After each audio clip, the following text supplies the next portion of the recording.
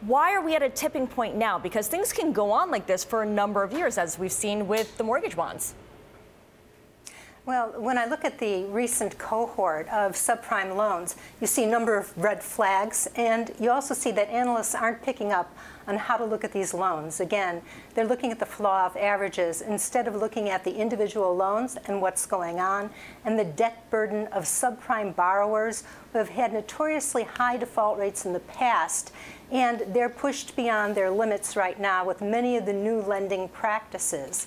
As an example, when you look at delinquencies, delinquencies cannot be compared with mortgage delinquencies, because if you wanted to normalize them with mortgage delinquencies, you would have to make the auto loan delinquencies a lot faster. Why is that? Because with the mortgage loan, it takes around 18 months or more before you resolve that delinquency. So that delinquency is outstanding for a long time, whereas with auto loans, you're repossessing within a couple of months and restarting the clock. Right. So when you, and the recent cohort of loans has had much higher delinquencies. And why is that? Look at all the red flags. High loan growth, and the FTC has found a lot of auto loan fraud. Okay. So people who sometimes are overextending themselves in the first place by buying a car that's 2.5 times of their annual after-tax income.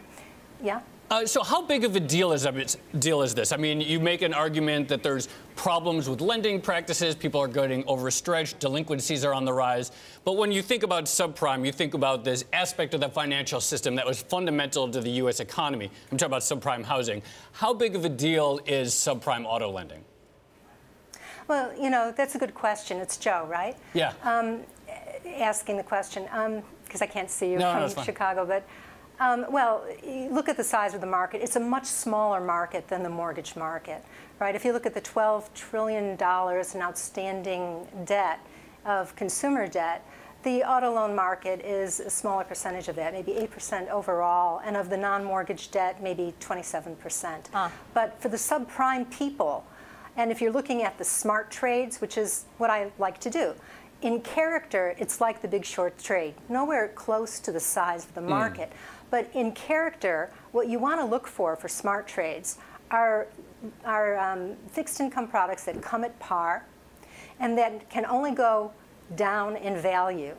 And when you have fraud combined with overextended lenders, combined with larger loan balances, extending the loan balances, larger payments per month, balloon payments that the borrowers are unaware of, that's the kind of thing you look for and say, wow, this is a disaster for the borrowers.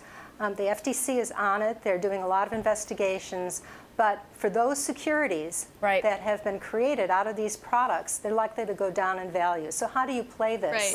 Well, there are a number of ways you can do that. One is to look for people who will sell you puts on the underlying bonds, short them if you can, look at the equity and debt of these fly-by-night financiers, and short those guys. You can do, if you are a bank, and create notes where you're paying the total rate of return of these loans into a special purpose entity that unsuspecting investors buy.